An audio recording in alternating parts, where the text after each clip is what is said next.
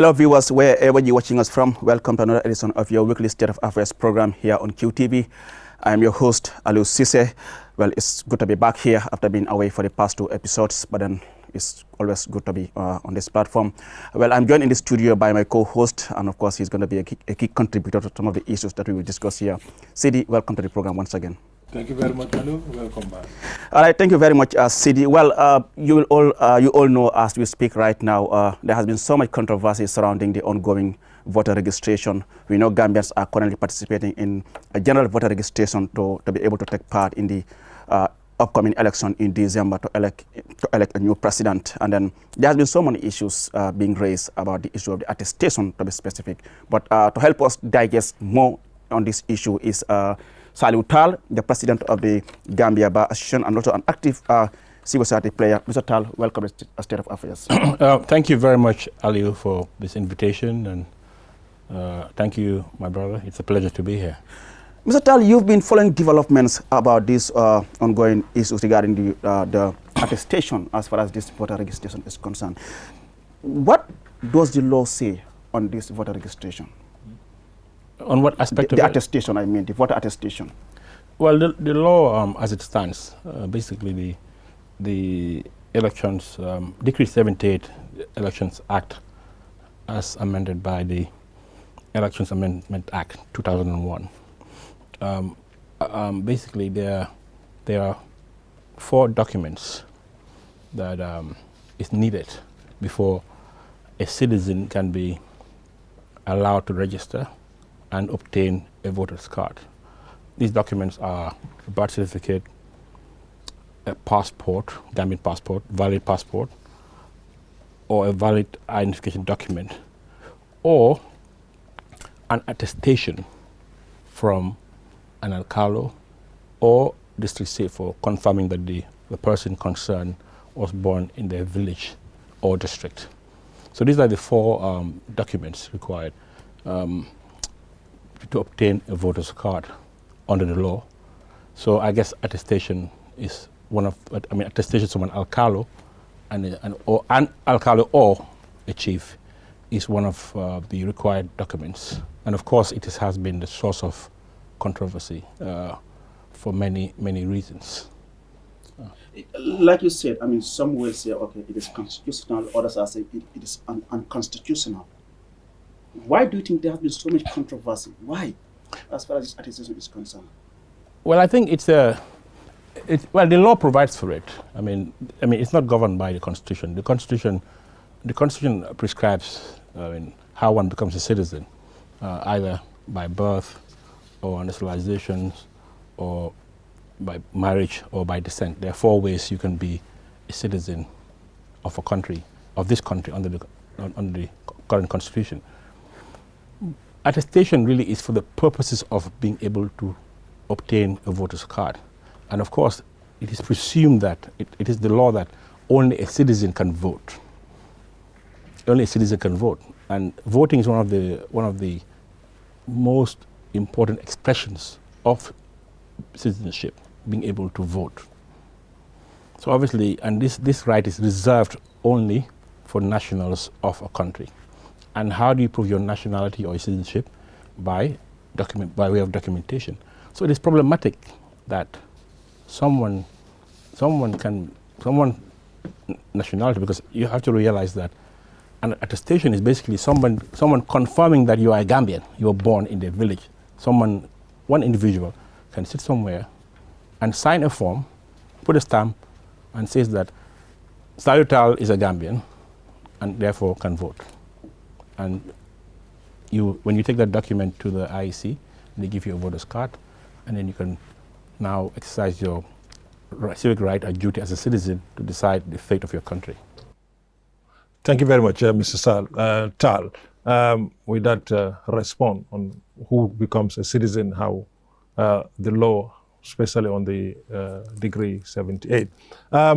Just look at this from this angle. We are not in Stone Age. One would have thought, after independence to date, what mechanism may have failed us or may have been in place to allow Gambians to acquire the necessary documentation that we will not find ourselves in this situation Like, it seems as this is something that actually is hindering the progress of what we're doing right now. Yeah, I mean, unfortunately, it is really a failure on our part as a country that in this day and age, a good number of citizens don't have any documents to prove or ascertain their citizenship, primarily a birth certificate. I think every Gambian, the moment you are born, there should be a system that allows for the, of course, the challenge is not every Gambian is born at a hospital, so that's also one of the challenges because we don't have hospitals everywhere. So let's say in the city where you have, or in the greater Banjul area where you have hospitals and health centers, there should be a system where the moment you're born, that data is now, sent to the register of births and death. In the past, I understand that when you from RVTH, they would have all the data, all the information of people who are born would be automatically sent to the register of births and death. That's what is called Board of Health. Yeah. Board of Health. Then you automatically registered. But the system has really failed. It's an archaic system. They have these big choir books where they register people's births and the like. And imagine if you have a fire, for example. Our entire birth register would go. So I think really, by now we should have had at least a digital register.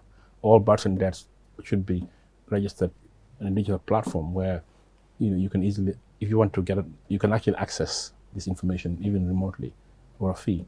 So I think really, as a small country, it is not a tall order to completely computerize or digitize the registration of births and deaths. And I think that is rather, it hasn't happened. So the reality is, for the purposes of, getting a voter's card, because many Gambians are not able to provide one of the three documents. The ID card, I think mainly because it's expensive, and the passport for many Gambians is too expensive. So the birth certificate is actually the cheapest. I think it's around $10 or something like that to get it. So, but why is it hard to get? I don't know. I don't understand why it's hard to get. It should not be hard to get. I know for people who live in the city, for example, in Banjul, I think it should be easier because the only place I know, and I stand corrected, where you can get a birth certificate in the Gambia is Banjul. That's what I know. I may be wrong.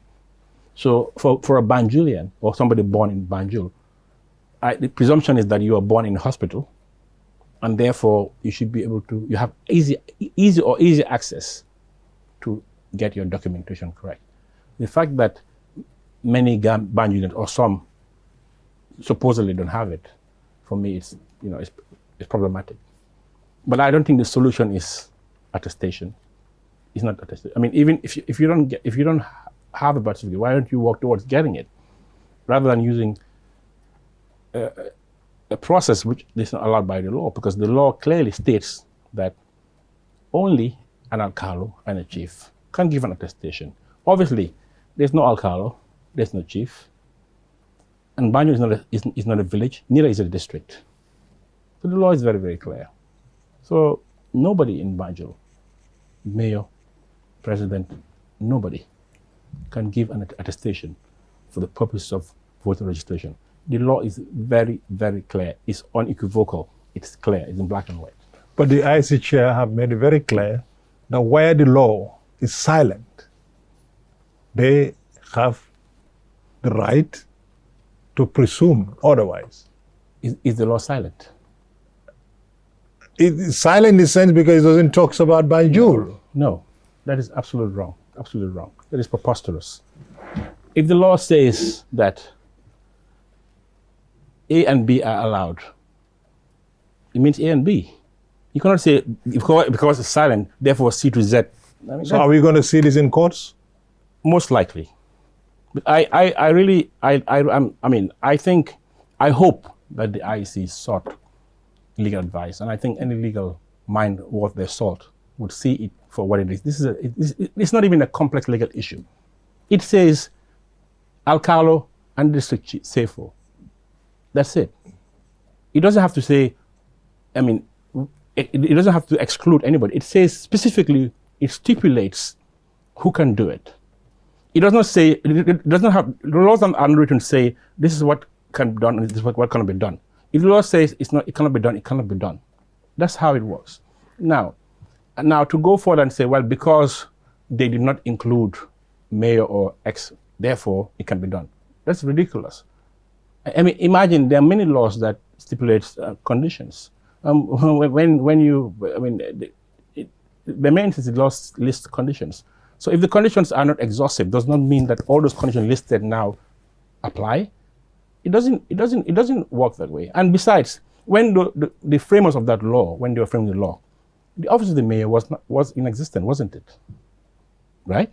Yes. So if it was the intention to include the mayor, it would have been written into the law, clearly. Yeah, but in effect, it seems now the alcalos and the chiefs can now grant someone a citizenship, from what we are seeing now. Well, I didn't say that.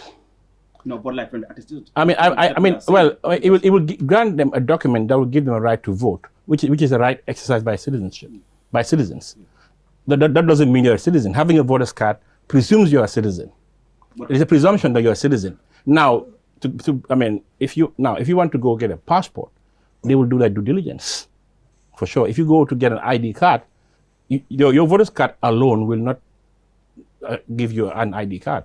Why not? Because the immigration department, they actually interview you. They sit with you, ask you questions, ascertain whether or not in their eyes or views, in their views, you are Gambian. That's what happens in real life. Okay. Rightly or wrongly, that's what happens. Okay, yes. Go ahead. Yeah, but if you can partake in the edition of the country by voting, what should stop you from being a citizen then? To acquire the ID cards and the passport? Well, the laws, citizenship is determined by the Constitution, right? As I stated before, you have to be born here, married, naturalized, or by descent. So if neither of these are there, the documents of citizenship are primarily birth certificate, passport, and ID card. So the voter's card, it presumes that you're a citizen, right? That's why if you look at the requirements, they ask you for those primary documents to show that you're a citizen. So when you have it, people presume you're a citizen, right? So that's the danger of it. That's the danger of it. So we've seen the amendment, the original amendment, from where you have the alcalo and 5 elders yes. who will do this attestation. Yes. And we have seen that amendment been done, where now it is only the alcalo or the chief, yes. Doing the attestation. Yes. And again, we have seen where political parties have serious interest, all of them had interest to have this attestation to stay in our books, yes. for it to happen. Yes. And they're the very people who are crying foul now. Exactly. Something is fundamentally wrong. Something is wrong. Either they don't know what they're doing, or they just missed the point. Well, I think they know what they're doing. So why cry foul? Well, you ask them. They're in a better position to answer your that. opinion. My opinion. I was at the. I participated at the validation workshop of the election bill, which has not, which is not law yet. And the issue of attestation was a hotly contested subject. And I recall, in fairness, IEC did not want it in the bill. IEC were very clear in wanting the bill. Civil society did not want it in the bill. And the only people that really supported this provision, overwhelmingly, with a few exceptions, I can't remember who, 1 or 2 parties that didn't support it. But overwhelmingly, the majority of political parties said that attestation must be left in our laws. I was there. I participated in this, and basically, their voices basically drowned ours, and we were just there, shouting and saying, "Look, this should not happen." But they insisted that it had to happen. So who should I think they bear responsibility. The political parties bear, because if the political parties, let's say the IPC, in the party committee, if the IPC took a position that attestations should not be in our books, do you think it's going to be very hard to change the law? No. Exactly. Because, it benefits them in many ways, rightly or wrongly. I'm not suggesting that it's going to be, I'm not suggesting anything, but they're the ones, because it's a way of ensuring, for their argument is that many would be disenfranchised. That's their argument. But the counter to the argument also is prone to abuse. We have instances where, during the era of in the past regime, Alcalos would sit in their homes and literally attest for the political supporters of the ruling party. That's why you have a lot of many people from Casamas, having voters card, because they'll just tell you, come to this house. Is this a speculation, or is it definitely? I mean, this is what I heard. Okay. I cannot. I was not there. This has been said. This has been reported. I cannot prove it. So this is what I've been. It was said to be a widespread practice. But in the case of Banjul and the mayors, what do you think the IEC should have done to avoid any sort of controversy regarding this attestation? First of all, the IEC are the creator of this problem. You have to remember where it starts from. There's a form. This form is from the IEC. This form itself says Alcalo and district chief. It's there in black and white. So why would, if IEC now gives this form to their, their officers on the ground in Banjul, if they're the ones who gave it to them, authorized them to give it to the mayor. So the problem starts with IEC, and IEC, because I've interacted with them, and they are of the view that they can do it. And they're the ones who told the mayor that he can do it. But the IEC too are saying that this is a practice that has been here in Banjul. Yes. It has not started from the present mayor. It has been here back in the days. It's a wrong practice. Okay. A wrong precedent need not be followed. There's a lot of things that are wrong in the past. There's a lot of things that were wrong and we're not challenged because of the environment we lived in. We are building a democracy, and the foundation of this democracy is respect for the rule of law. What does the rule of law mean? Everybody follows the law. IEC as an independent institution should set a better example. Everybody, Parliament follows the law. The executive follows the law. IEC follows the law. IEC is governed by the Constitution and the law. So if the law clearly states what can be done, there's no room for discretion, because there's no, that provision was for when you have for operational issues. It's not for substantive change. IEC is basically, their action is tantamount to changing a substantive provision of law. And that's a very, very dangerous precedent. You talk about IEC maybe, or they're the cause of the problem. Yes. From the attestation, again, we see the interest that the political parties has. Is it the interest of the political parties for the IEC not to do the right thing? It ought not to be. It ought not to be. We expect. Why? Because we are in a democracy. We expect that we operate on a level playing field. We respect all political parties are governed by the principles of democracy and respect for the rule of law. Well, this is what is happening now. No. Hello? That's what is happening, yes. Well, it ought not to be, but it is what is happening. In this particular instance, for example, I expect the UDP, as an example, as a major party in this country, a party that has great legal minds, not to allow a mayor on their ticket to violate the law. I expect that they would advise the mayor that... As a party, have they made any statement? I'm not from the party. How can I know that? No. Exactly. In the public I have not heard of any public pronouncement from that party on this issue. But I've heard the mayor defend her position, and her defense was not based on law; was based on the fact that, she is the mayor and she doesn't want her people to be disenfranchised. And according to her, she was given the responsibility by the IEC. Exactly. She passed the buck. She made that very clear. She passed the buck. But for example, as a duty bearer, ignorance of the law is not an excuse.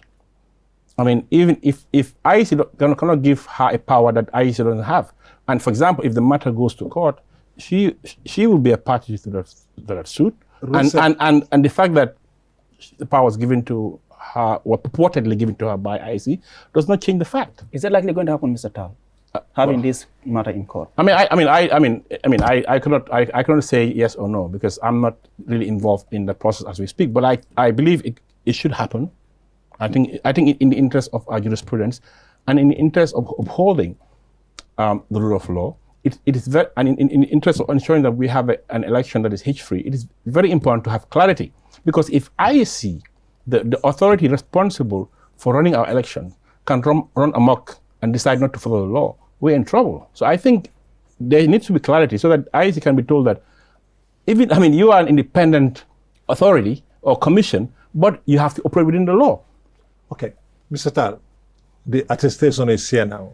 In your opinion, from a legal-minded, or from, a layman sitting here, how do you think this attestation should have been done? Because when you go to these alcalos, each of them don't have a set criteria how to go about it. Yeah. Okay. Okay. For example, as I said, I think the whole issue of attestation is problematic, but it is provided for in the law, right? I think I just read today that my learned friend, my father has even questioned its constitutionality. Yeah. Maybe he can file a lawsuit and the argument he's making is that, well, it's a back way of almost conferring citizenship. So now coming to or powers that are to citizens now, or rights. So I think, for example, I'm not aware of a modus operandi, like a standard operating practice that governs how attestations are to be given.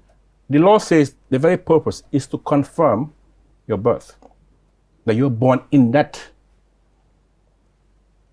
district or village.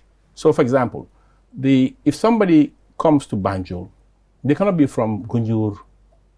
If they're born in Gunjur or Serekunda, they have no business getting an attestation in Banjul.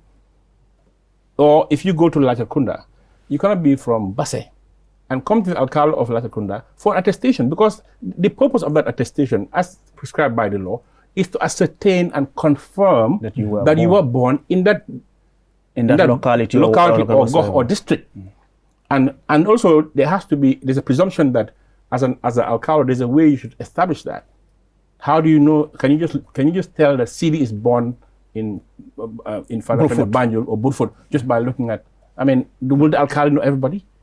So what are the modalities? What is in place to ensure that that discretion is exercised judiciously and equitably? In your opinion, would you agree with your landed friend, my Fati, that is unconstitutional? You mean my learned friend? Yes. Well, I think constitutionality is determined by the Supreme Court. Okay. I think it's an interesting. Honestly, I did not look that far. When I read it, it sort of like pricked something in my brain. I'm like, oh, actually, that's an interesting point, because I didn't think of it that far. To be honest. But there is a law in place that allow attestation. Yes. And that is being empowered by the Constitution. Well, the law, you presume that the law is in line with the Constitution, but somebody can go to court and say that this law in this act is inconsistent with the Constitution, therefore it can be struck out. I would challenge my father to go to court. Yeah, because I just have a quote from what he said. He was like, wrong does not become right by virtue of long practice or acceptance. Wrong is wrong, even if widely accepted or tolerated. An unlawful act does not attain legality by virtue of its durability or acceptance. And then he went further to say, it must be made clear, however, that attestation is not introduced by the borough government. It is part of the bad laws inherited from the previous government. Absolutely. And those bad laws are still in our book. Yeah, those bad laws are there. And those bad laws still govern us. The IPC that my father's GMC is still part of and part of. Yeah. We're in agreement to bring the attestation on board. Well, I think my father should be here anyway. He chose not to come to any of our programs, Mr. Fatih. Yes, I will say this public. We have to have him. I will say in public. I don't believe, my father is my good friend. I don't believe, my father is my good brother and friend. And my father does not run away from any program. I know. My wouldn't run from. I can say it on record that I have invited my not once, not twice, and he will choose not to come. Okay, my is listening, and I know that he will come. Okay, no problem. Thank you. Okay. Now, let's move to the credibility of the IEC. Mm-hmm. Will this in any way affect the credibility of the IEC? I don't think it will affect... Because this is a process leading to an election. It will affect the credibility of the elections, not necessarily the IEC. The IEC is a referee here. Yeah, I'm coming. And like you said, they are responsible for what is happening in Banjul regarding attestation. I call a spade a spade. I think they dropped the ball on this one, right? But I think, because we interact. I'm part of the coalition on the CSOs, and we engage them. On an ongoing basis to find ways of sort of improving the situation. And to be honest, to be fair to them, this position they've taken, I think is ill-advised. I'm not even sure they sought legal advice. I think they genuinely believe that it can be done, right? So I think it's out of good faith, but they're still wrong. So I think the issue here, Mr. Allow him to finish. Yes. So for me, I think it's not too late to fix the problem.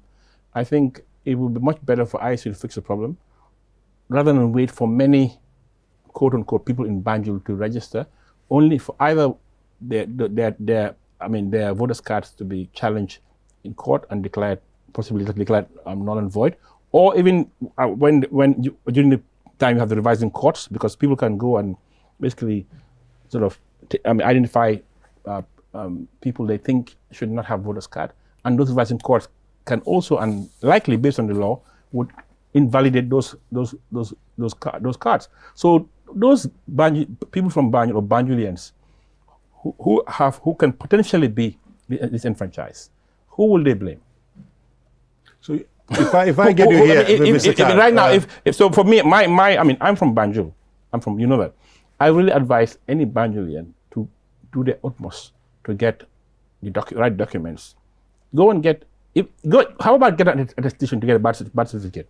If that's what it takes, and then use that to register. Because if you use this attestation, and then it goes to court, and then you are disqualified, that means you've missed the boat. The voter registration will be closed. You can't vote anymore. So if I get this, Mr. Tal, it looks as the issue of Banjul is a separate issue as far as attestation is concerned. Yeah, because the attestation of the district keeps and the alcalos, that is considered legal. It's made very clear. Yeah, that's very clear. Because the law, there's a law that provides for that. There's a law that provides for that. Is the issue of Banjul. There's no legal basis for the mayor giving attestations. So why is it taking us too long for IEC to wake up and say, what? Well, because IEC erroneously still believes that I think section 120. Yeah, because it's 127. 127. Which you can read it, right? Yes, like it is saying, according to the IEC, it is relying on section 127, and then which reads, where an issue arises relating to electoral matters which is not addressed by this act or any other law, the Commission shall resolve the issue in keeping with the standards and rules of natural justice and fairness. Full stop. It says not addressed by this act. The act says who can give an attestation. So the act has already addressed who can give an attestation. Does it not? I think this is really common sense, really. It's simple. You don't need to be a genius to see this. It's for me, it says who can attest. Yes. When you say who can attest, it excludes everybody else. Yes. It's very clear. Yeah, but then for some people, this rule of fairness also, focus on the mayor, because this is someone who will be seeking for the election. Okay, let me turn around. Equity and fairness only aids those who are in line with the law. See, equity comes in when the law is not applicable. But you cannot use equity when fundamentally you are not even following the law. Equity and fairness, I turn it around.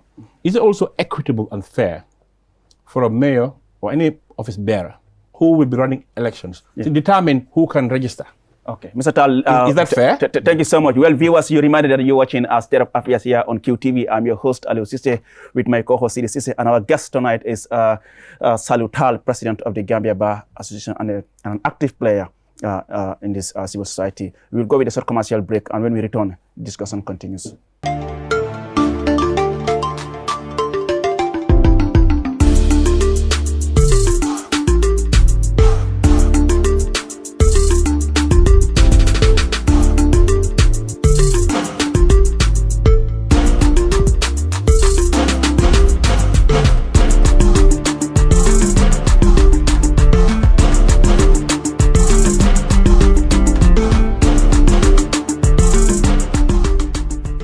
Hello viewers, welcome back from that short commercial break. Once again, you're reminded that you're watching State of Affairs here on QTV. I'm your host, Aliou Cissé, with my co-host, Sidi Cissé, and our guest tonight is Salou Tal. We're discussing about the controversy surrounding the attestation, being given by alcalos and chiefs, but most importantly, the mayoress of Banjul, Rohey Mariklo Bur Banjul. Well, just before we go on the break, actually, we are talking about this act, and you know, is silence on this matter? It is not silent.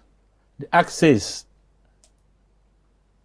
clearly, unequivocally, who can attest. It says alcalo And chiefs. and chief. If you have a law that says only boys of 18 can do X, are you going to say it's silent about girls? I'm not putting that to you. What do we do? Yeah, but No, answer my question. Yeah. Would you Well, say, I'm here to answer questions. I'm posing you that just to Exactly. trick your mind. Yeah. This is logic. Yeah. If a law says only to do X you have to be a male and 18, would that also allow a girl to do it? But in the case of Banjul, I'm just simple. yes, I understand. But in the case of Banjul, Mr. Tal, we're talking about Banjul here. Okay, we know KMC going down to Upper River again. There are alcalos and chiefs. But in the case of Banjul, there is no alcalo or chief city. Do we have? Look. We don't. Look, and the IEC now is saying they are relying on this on this section to give the mayors we can agree on something. Yes. It is unfair to Banjulians. There are many unfair laws, right? It is unfair to Banjulians, particularly there's an assumption that all Banjulians have documentation, which obviously is not the case. So those Banjulians who don't have documents would be unfairly treated by the law. That is different from changing the law. That lacuna, that problem can be remedied by finding an alternative or changing the law, but not breaking the law. But remember something. I am from Banjul, right? From the date we became independent to date, every Banjulian from Koina to the last from Koina will come to Banjul to get a birth certificate. When many Gambians are complaining that to have an ID card, you have to at least come down to, I don't know, Kanifing. Whether you are from Garawal or Basse, you name it. But now it's being decentralized. It's a process. Yeah. But until recently, everybody, in fact, until before this Semlex situation, you had to go to Banjul. And I think if you need a passport, you have to go to Banjul. Every Gambian, from Koina to here, you have to go to Banjul. You have to pay the fare, spend the night to get a passport. Is that fair? It's not. But Banjulians, you get out of here, Banjulians, like people like me, you just get down, walk to EcoBank, pay and get a passport. So you need to understand. The law, wait, let me explain. The way, that doesn't mean that, the context was that because Banjuls were within the proximity of all of government offices that provided documentation. So that it was felt that there was no need to have attestation. Because Banjulians already have it.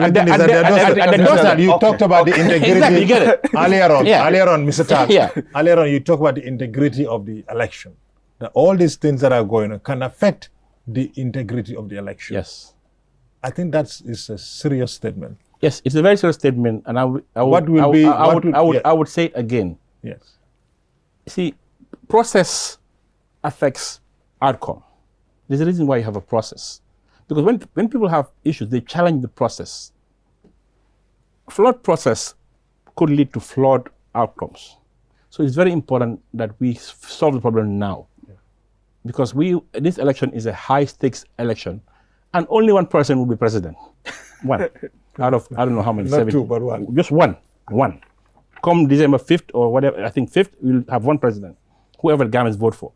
It is very important that the process leading to the selection of that person is, there's nothing like a flawless process, but at least we do our utmost to ensure that the process is transparent, is fair, is in line with the law. Because people who are going to challenge the election can only challenge it on the basis that the law was not followed. It looks as we may be having another political impasse. Possibly, which I don't pray for. I think Gambia, we have a lot of things to do as a country. We have a country that needs to uplift masses of people out of poverty. We're going to be bogged down into political impasses. This country, all we have is our peace and stability. Without peace and stability, you cannot have investors. You cannot have a stable economic environment. You can have a conducive economic environment. So we should not be having this political impasse, this political bickering. When really these are not complicated issues. The signs are all there as we speak. Well, I mean, I think there are signs. There are signs that are not very positive. That's why people like me and others, we want to speak out on this. This is not about individuals. It's not about a mayor or a party, or this is about country. It's about country. Country is bigger than everybody else. Office bearers are there for a purpose, to serve the greater good and interest. And there are rules that govern how they exercise those powers. And it needs to be understood that we critique decisions of office bearers because we live in a democracy. And if you're an office bearer, you must operate within the confines of the law, because you are an example. Yes, an example to others. Because if, for example, today, the Public Order Act, for example, is the law. We all know it's the law. It's an unfair law. Why should I go and ask the IGP to exercise my constitutional right to protest? But that's the law. But until it is changed, I have to follow it. But let me land. But is it? I mean, imagine today if a group of young people say, you know what, this Public Order Act is Section 5. It's not, or 6. It's not really fair. I'm not going to follow it. We're just going to start protesting. And what will people say? Oh, they're spoiling the country. They're not following the law. What is good for Gussie is good for Ganda, my friend. The law is the law. Interesting. Thank you very much, Mr. Tal. Mr. Tal, we understand the CSO coalition on elections have been going around observing how the process has been going. And then they have made some very pertinent observations as far as this whole process is concerned. We have seen where they said they have observed intimidation and discrimination, of some registrants by some of these party agents. In fact, some people, as we understand, they come with their ID cards, but because perhaps they speak only local language, or perhaps because of their color skin, they have been intimidated. And then we have also seen where it is claimed that some alcalos are giving attestation to minors. As a lawyer, are you worried? I'm very concerned that this is happening. I'm very concerned. You can just look at someone because of his color or because he speaks only local language, and you said, he's not a Gambian. I think citizenship is one of the biggest issues of this country. This country, everybody came here. We all own this country.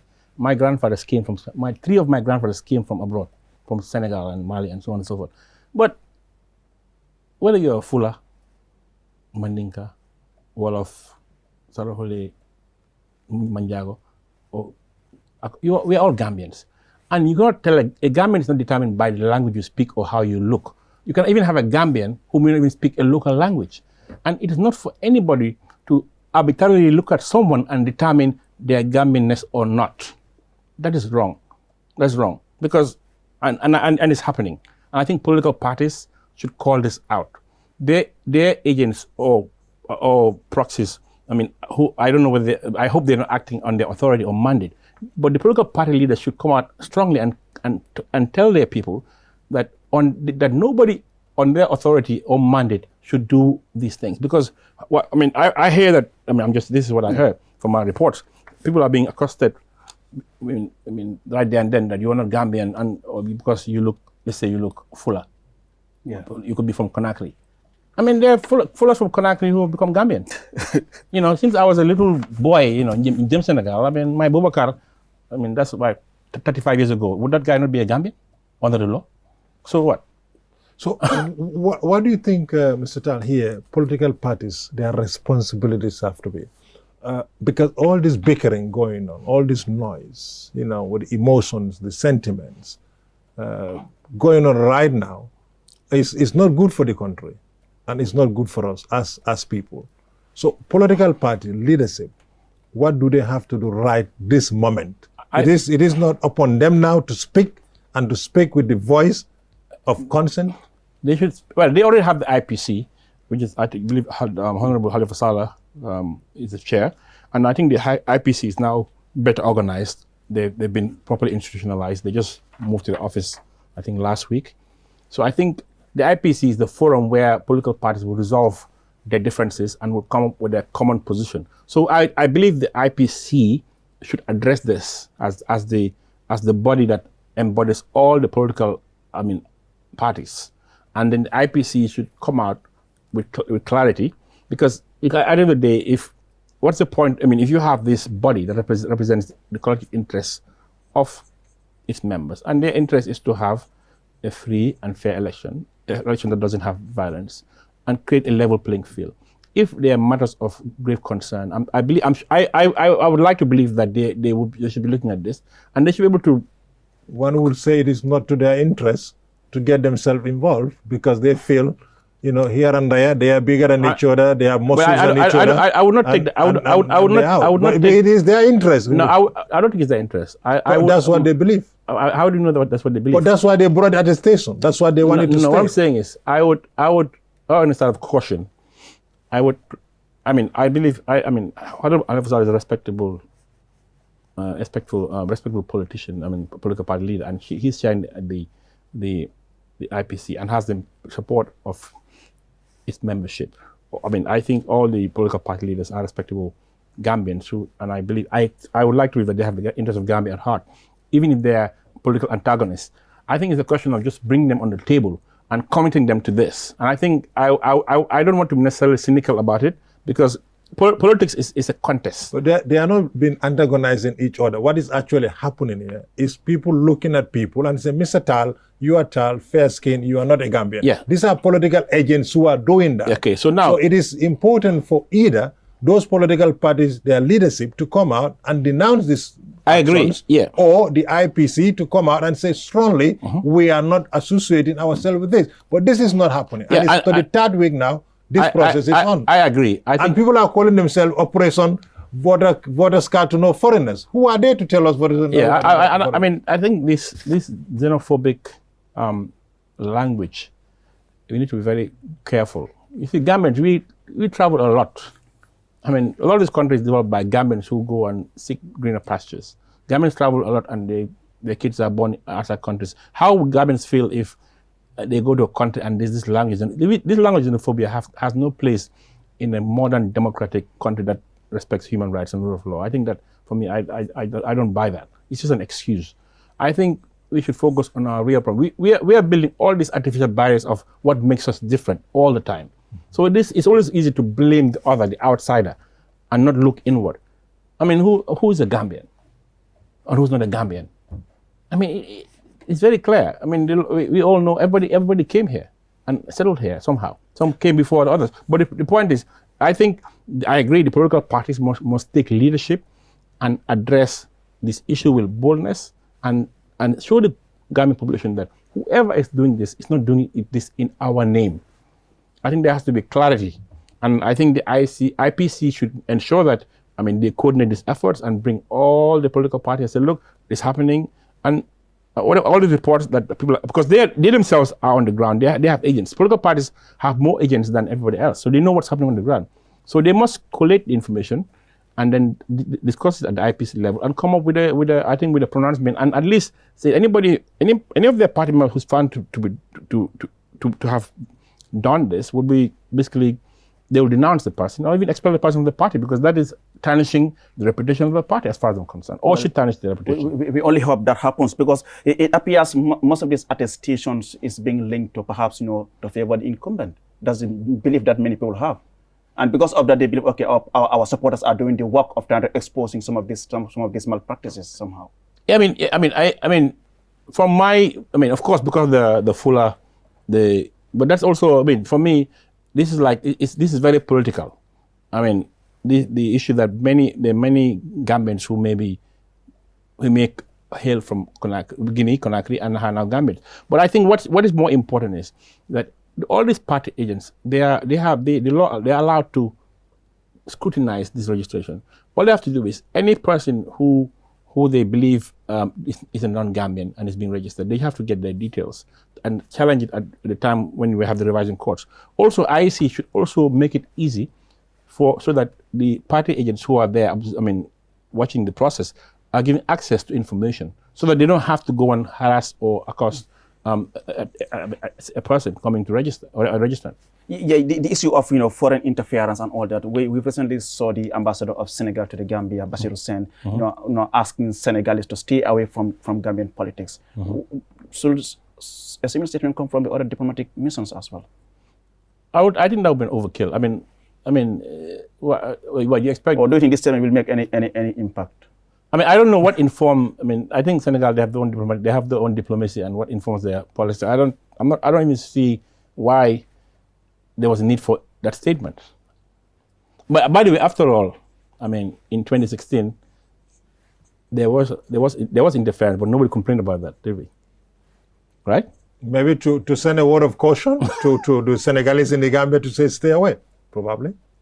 Yeah, maybe. I mean, for no, I cannot speak on Senegalese. Or we move on to the stance. election bill quickly. The election bill, we know, is been prepared, validated, and everything, but it looks like it's not going to go anyway. Well, by all indications, it is not likely, or actually, it's highly improbable that this election will be held under the bill. It will be held under the current act election, which is rather unfortunate. As you know, so far the registration is being done under the current. Quickly, what difference would that mean? How would it affect everything else? The new Gambia, the Gambia have decided. That's your baby, right? That's our baby. I'm sorry. What the difference? There's no new Gambia. Okay. New Gambia is a myth. Oh, really? Oh. Yeah, New Gambia is a myth. I think Gambia decided to remove Jammeh, but the Jammeh system is still at play. And I believe that, just think about it. Today we are going to elections. We have the same constitution that was changed over 50 plus times by the former regime. We have the same election bill. We have the same laws, draconian laws that affect the media are still in the books. I mean, I think I've seen that they've now in the calendar they will be for consideration. So really, fundamentally, with a few exceptions, there has not been any fundamental shift in the architecture as far as the laws are concerned. I mean, apart from maybe human rights, establishing the institutions, TRRC, CRC, Human Rights Commission. I mean, there's hardly much traction in terms of actual changes. Things may have been started, but did it actually happen? Up to today, we are governed by those same laws, by those pretty much. Even though not much has changed on the book, but at least people are now free to express themselves. I'm coming. I'm talking about laws. Oh. But what I always say that, to be fair, we have a much better democratic dispensation. I mean, the fact that we are having this conversation tells the story. I mean, I can sit here and criticize President Barrow and go home and sleep at night. I couldn't do that during Jammeh time. It's a fact. But that is, of course, credit to us Gambians who voted for change. And also, I mean, because we Gambians will not tolerate any leader to take advantage of us anymore. I think Gambians are more, they are more cognizant of their rights than ever. And even if any executive that tries to be heavy-handed, I think Gambians will fight back and say, look, I mean, you can exercise your rights as a state, but within the law. That's why, for example, we are going to court. We are challenging government. We challenge parliament. Gambians, I mean, exercising the right. I mean, and I think that is very, very positive. So I think the environment in that, I mean, we have shifted from that very, I mean, tense environment where when you wake up in the morning and go out, you have no guarantee of going back home to your family. And we have gone past that. And that is not the job of one person. That is all of us who did it together. But so some will argue still there's a lot of work to be done. Oh, absolutely. People will say, okay, some people are now abusing that democratic space that is there. I mean, I completely disagree. Okay. Mr. Tal, the diaspora is like a bargaining chip or whatever you may call it. Contradictory messages. The diaspora from the government is the 8th region. Your people. I'm an official returnee. I'm not a diasporian. The IEC, flatter us with a lot of messages. You're going to get registered. You're going to get your voter's card. You're going to vote. The CRC have traveled the left and the right, the center of the world. And here we are. They aren't taking part. Well, it is very disappointing so far that it seems like diaspora may not vote. I have to be very honest about it, from my assessment, and for many reasons. And I don't think you can entirely blame the IEC for it. I think, I mean, to my mind, I mean, I think government should have shown more will and commitment to make it happen. That's my honest opinion. Because the timeline we have now between now and the election, it will be very difficult to pull it off, right?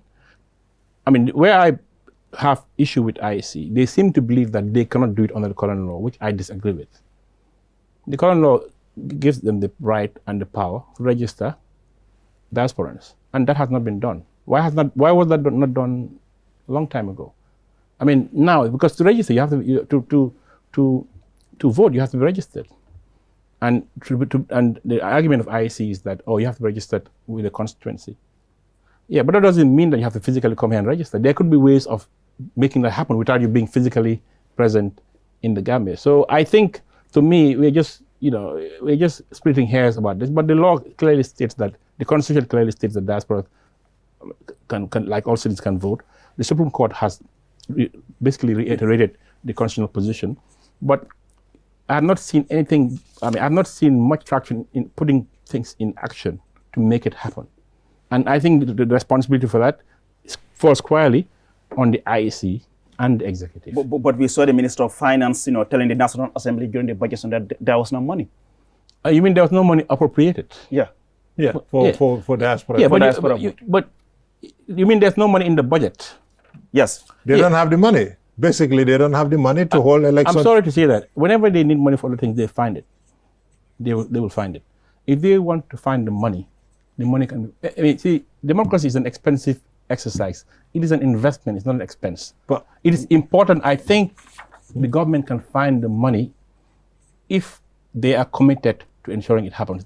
I have no doubt about that. So are you saying there is no commitment by the government? I think their commitment, is lacking. Why? If they're, Why? I don't know. I mean, for reasons. What would you say to that? Why is it because it doesn't serve their interests or what? I mean, I don't know. In your opinion, Sal, why is the diaspora? For me, I mean, the diaspora. I think you have the executive, which is the technocrats, but the political actors, all of them, to a large measure, should be very grateful to the contribution of the diaspora to where we are. I mean, I'm not saying it's only diaspora, but they played a major role. I mean, they played a really major role in even getting them together. You and I know a lot of this happened in the background, and that made this, that really, it was part of the force that made the change happen, amongst other things.